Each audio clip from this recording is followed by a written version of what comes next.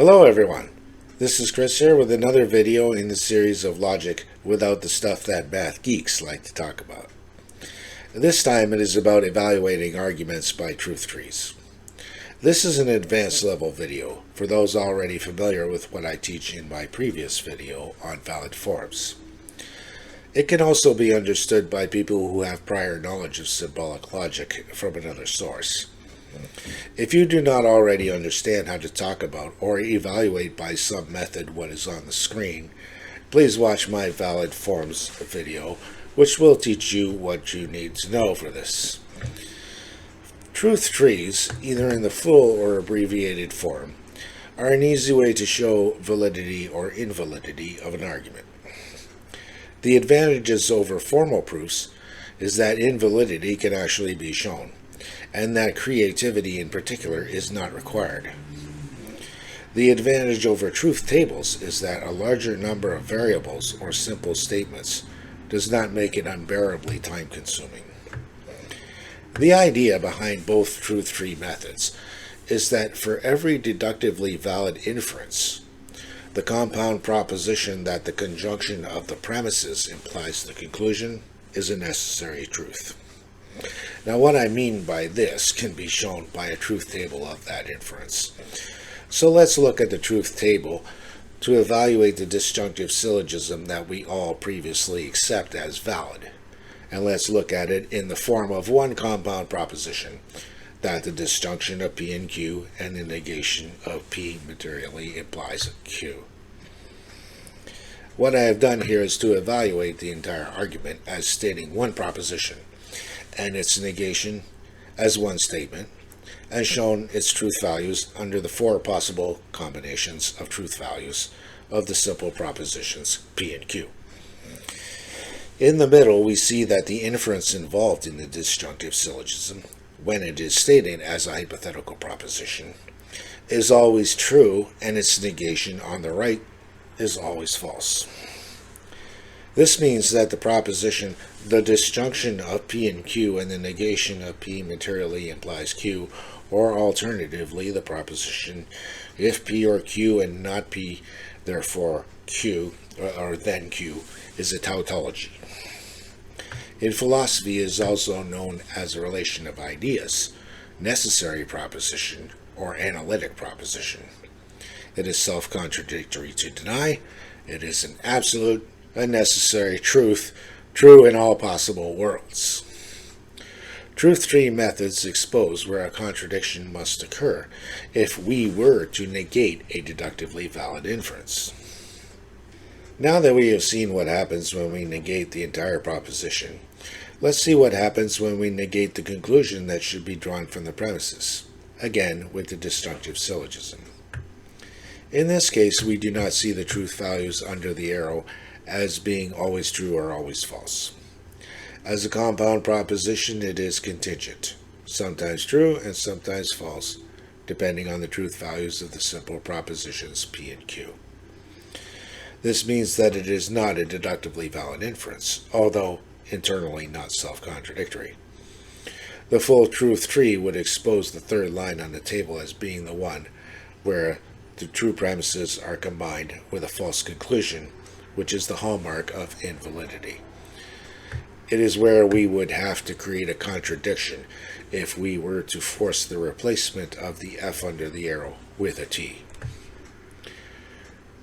The rules of truth trees have us stating the premises and the negation of the conclusion on separate lines, and then drawing them by building the tree underneath, creating stacks or branches, which form the shape of the tree upside down. We create a stack from the components of a conjunction, and a branch from the components of a disjunction, like this. This shows two of the rules of the truth tree for conjunction and disjunction. To the left of the tree, we see line numbers, and to the right of the tree, we see the line number and the rule that justifies the content of the tree at that line. Once we have applied the rules to a line, we check it off. The two rules of disjunction and conjunction allow us to build the tree, but what about the fact that we are also looking to evaluate arguments involving negation and other truth functional connectives? Well, that is where our understanding of material equivalence comes into play. We now have the ability to transform other functions into equivalent functions of disjunction and conjunction. In addition to a rule for handling double negation, we will need a rule for all our symbols and their negations. By converting them when necessary into disjunction or conjunction, we will develop a branching or stacking rule for each symbol that creates a compound statement or its negation. Our double negation rule for the tree is to replace it underneath with an affirmation and write for our justification 2 tildes.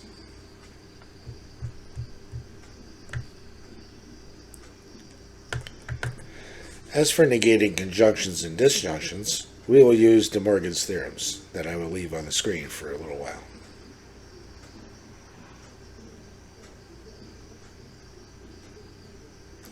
So our rules from De Morgan in the truth tree version are applied like this. De Morgan's theorem allows us to convert the negated disjunction to a positive conjunction, and the negated conjunction to a positive disjunction. When we apply De Morgan's, the conjunction of the negations on the left produces a stack of the negated disjuncts.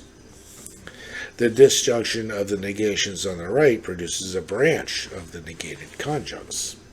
In other words, we applied the disjunction and conjunction rules to the De Morgan equivalent conjunction on the left as if it were originally written not P and not Q, and to the De Morgan equivalent disjunction on the right as if it were originally written not P or not Q.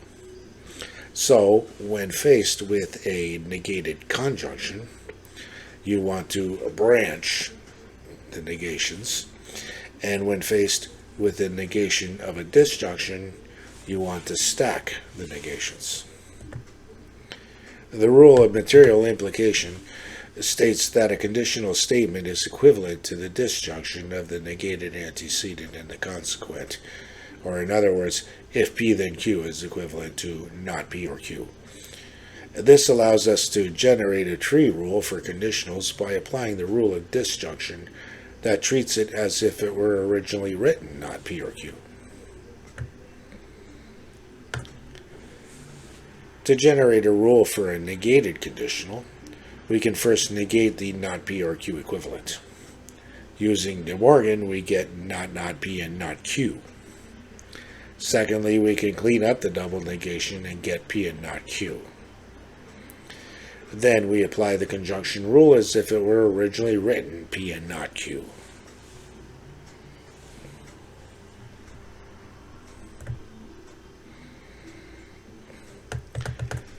Generating a rule for biconditionals and their negations is complicated by its 2 defining features in the equivalences. For the positive, 2 stacks themselves can be on a branch that captures the terms having the same truth value.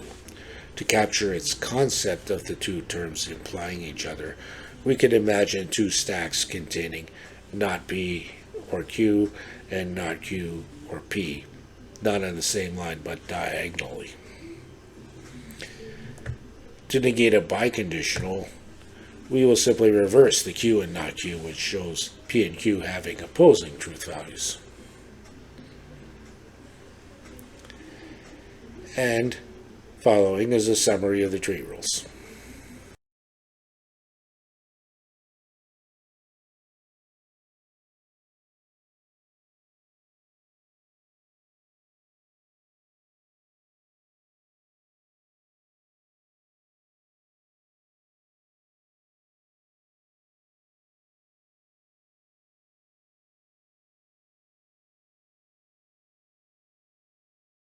As we go along solving the trees, it will be easier, though not required, to use stacking rules first, even if we are not drawing the statements in any order. So let's see some examples of how it is done. We will set up on the first lines the premises with the negation of the conclusion and draw from there underneath. We will keep line numbers on the left and justifications of each line on the right. We draw compound statements into simple ones on the tree. When a statement is dealt with, we check mark it on the left. As we build separate branches, we will look for a contradiction along that branch. We will close it and mark it closed with an X. We do nothing more with closed branches. If we can close all the branches, then we have proven the inference valid, because an open branch would indicate truth values that allow for true premises and a false conclusion. Neatness will count. Right now we have line 4 that draws line 2 by the rule of conjunction as stated on the right. We did not need to draw the negated conclusion because it is already a simple statement. Instead, it just starts a stack where we use a stacking rule first. With one rule left to apply, we now complete the tree. Now, after drawing line 1, we find the contradictions of both branches, so we mark them with an X. And with no open branches, we declare the argument valid. Now for a more complicated example.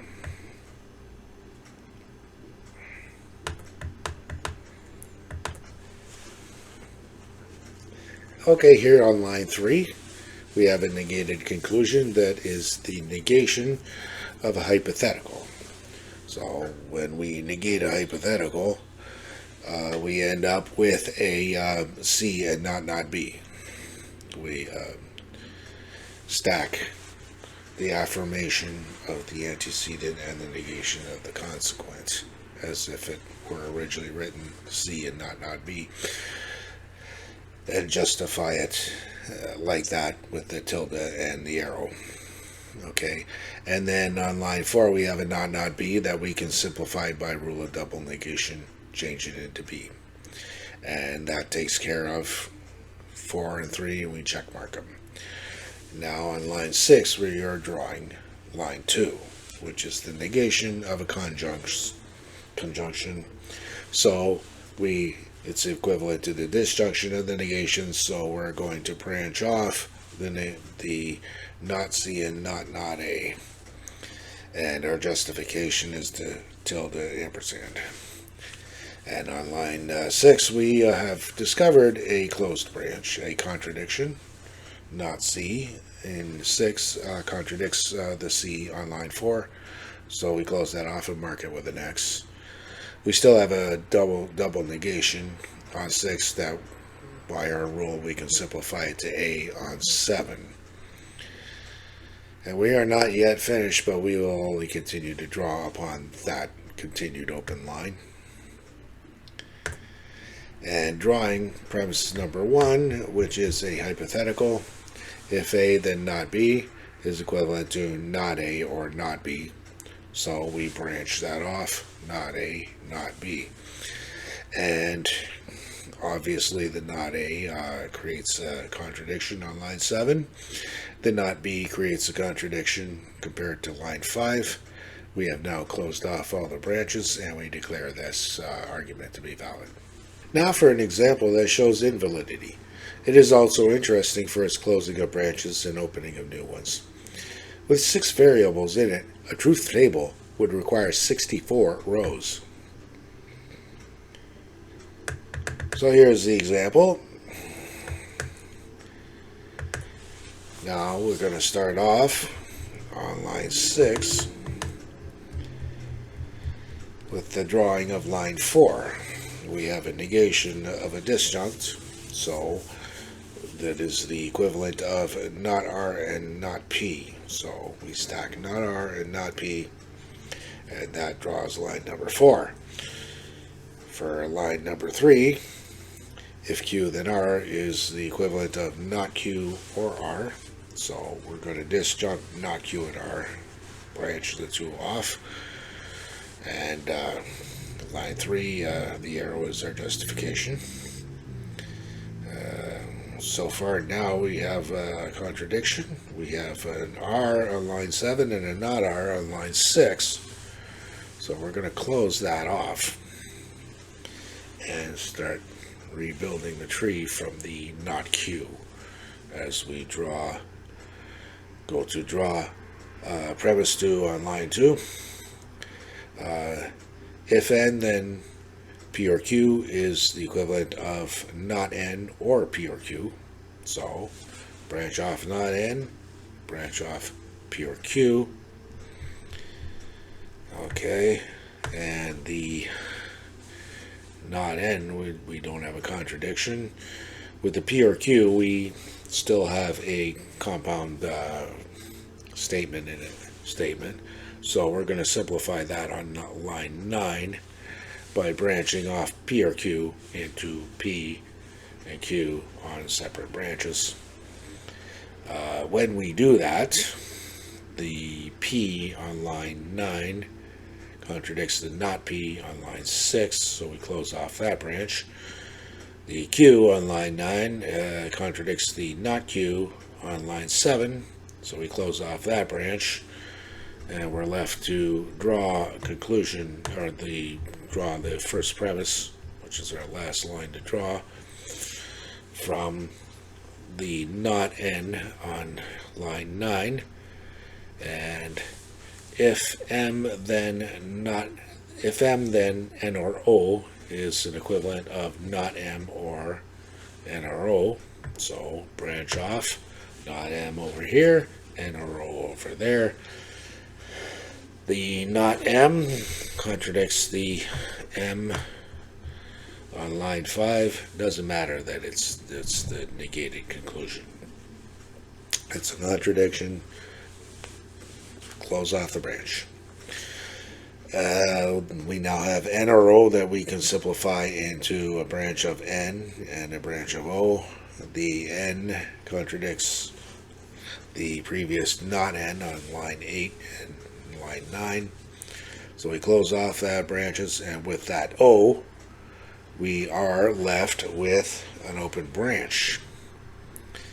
In this case, we can look from the bottom N and O and read up the values of the other variables to see a line on the truth table where the premises are all true and the conclusion false. On closed branches, the upper instance of a contradiction will give us the truth value of that variable in the line of the truth table that shows invalidity. So we know that this is invalid on a truth table where O is true. Also where M is true, because M is above the not M. We also know it's when R is false, when P is false, when Q is false, and when N is false. So when M and O are true, and N, P, Q, and R are false, we have a line on the truth table that indicates its invalidity. And to prove this, and also at any time we want to check our work, we can assume those truth values and construct that line on the truth table to see if it looks right by giving us a false arrow when the conjunction of the premises imply the conclusion. So now for some biconditionals. Here we will see that the truth tree can be complicated when there are many conditionals and biconditionals. No method is perfect for all types of arguments. So here we're looking at line 4, which is the drawing of line 3. A simple biconditional that we branch off into C or not C and D or not D. Put that down as our justification from line 3. Line 5 seeks to draw up line 2, and line 2 we should recognize as a hypothetical statement of an if-then variety. If C is equivalent to D, then A is equivalent to B. So that's equivalent of not C equivalent to D or A equivalent to B. So we branch those two off, under the D and under the not D, put line 2 and the arrow as our justification. Now line 5 is not a simple statement. It has many compounds in it. So we're going to simplify it. On line 6, I'm going to first simplify the negated C and D equivalences with the C or not C, and not D or D, reversing the D's from line 4, okay, because it's a denial. And in each case, there is a C or D or not C or not D above these things that will create a contradiction. So we could close off all those branches. And for further simplification of line 5, we're left with 2 cases of A biconditional B. So we'll draw those and put down line 5 as our justification for those. In drawing line 1 on line 8, we have what is actually the negation of a conjunction. So by De Morgan's theorem, it's the disjunction of the negated conjuncts. So the branch of the negated conjuncts, as shown on line 8, okay, not A implies B, not B implies A, 4 times the cross under each B and not B. And our justification of line 1 is the tilde ampersand. And then drawing line 8 into simple propositions rather than compound statements. Okay, we have the negation of P implies Q, so we would draw that as if it were originally written P and not Q. So we stack A over not B, B over not A, and so on. And once again, in each case, there's some A above a not A, some not B above a B, so we can close them all off. Now, for those familiar with my valid forms video or formal proofs, this is easily seen to be valid. The entire argument is seen to be valid.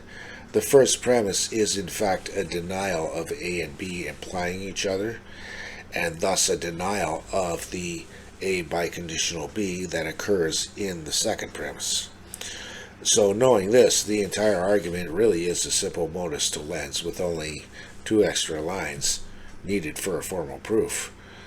But if we don't know this and construct the tree anyway, we still need to pay attention to detail, and it will give us the same answer. The abbreviated truth tree will involve drawing only 1 line and putting truth values T or F under the relevant symbols and simple statements. It tests what happens when we force the argument stated as one hypothetical proposition to be false by putting an F under the arrow and following its implications.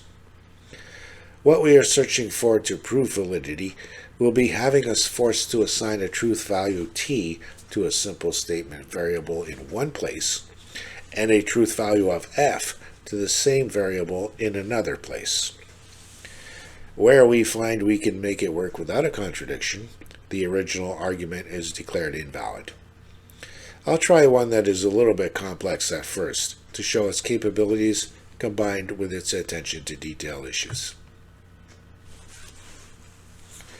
Here on the first line we have the 4 premises united implying the conclusion R or U.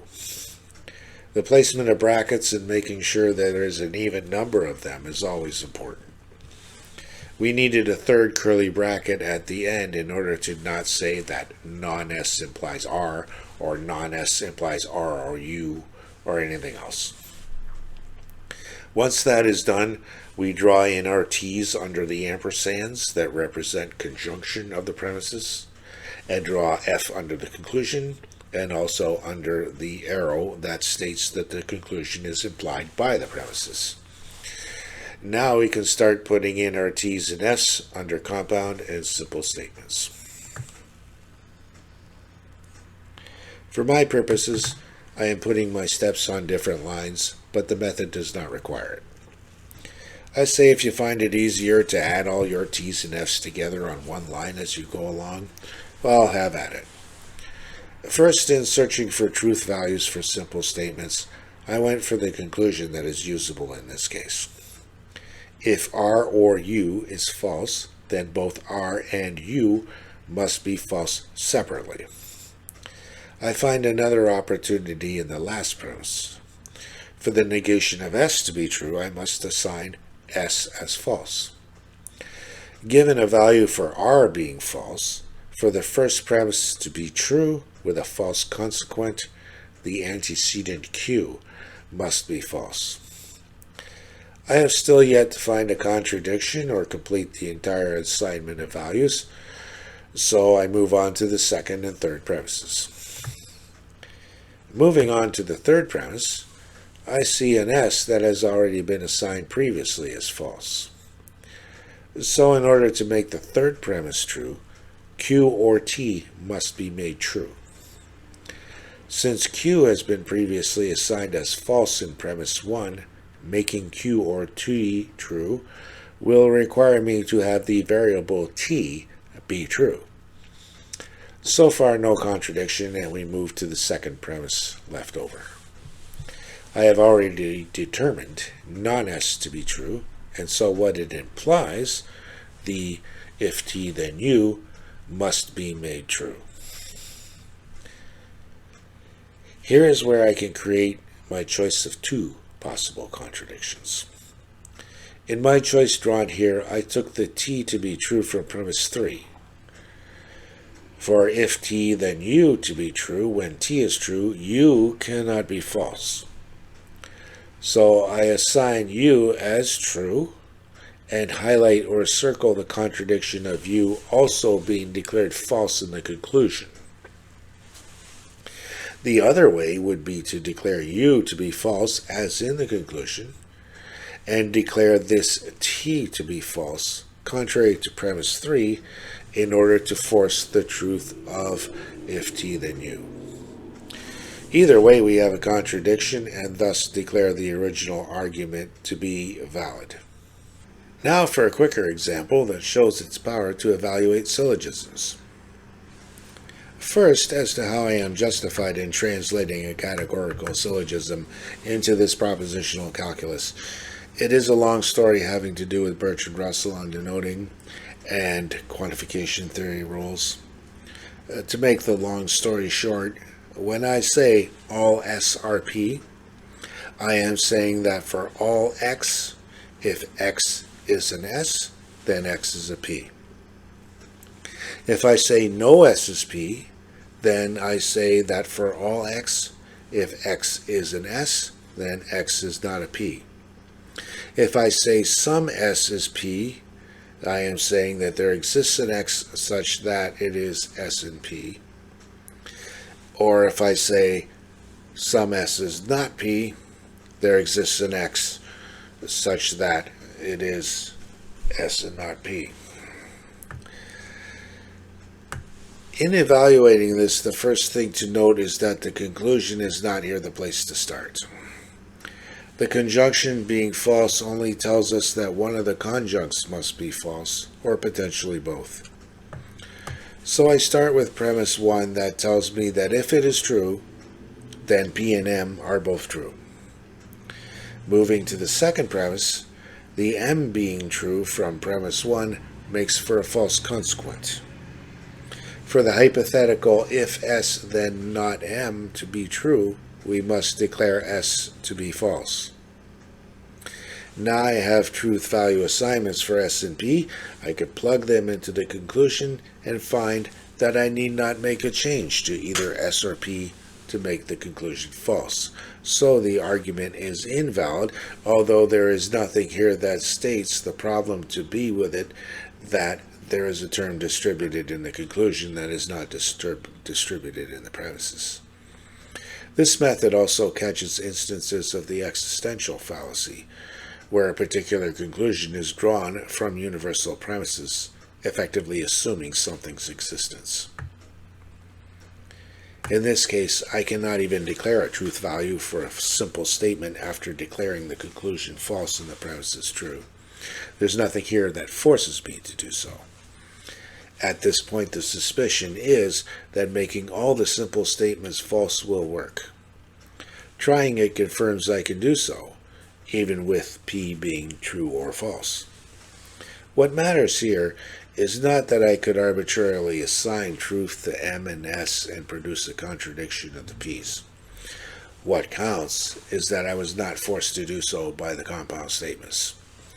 A truth table will also declare this argument to be invalid. For a finale, let's see how this works in an example with biconditionals in the mix.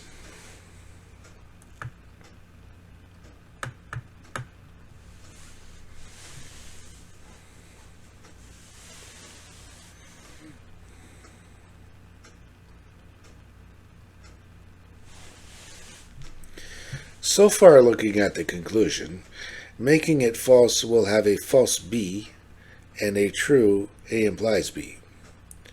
With B false, A will also end up being false, and this will allow for a false hypothetical conclusion.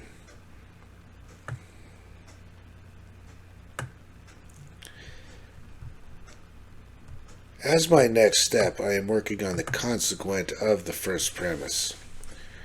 The antecedent, if A then B, having already been determined to be true from the conclusion.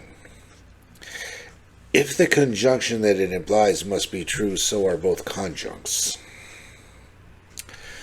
In the second premise, we also have the C or D determined to be true in premise 1, implying something else that must also be true. This means that the biconditional of E and G implying B must also be true, as implied by C or D. But B is false from the conclusion, and for that arrow beside it to be true, the equivalence or biconditional of E and G must also be false, where it was forced to be true in the first premise. It does not matter that it is a compound statement where I find the contradiction. Either way, the argument is valid. So that's all for now. If you like my videos, please hit those like and subscribe buttons. Check out ways to support my channel below. Thanks for watching.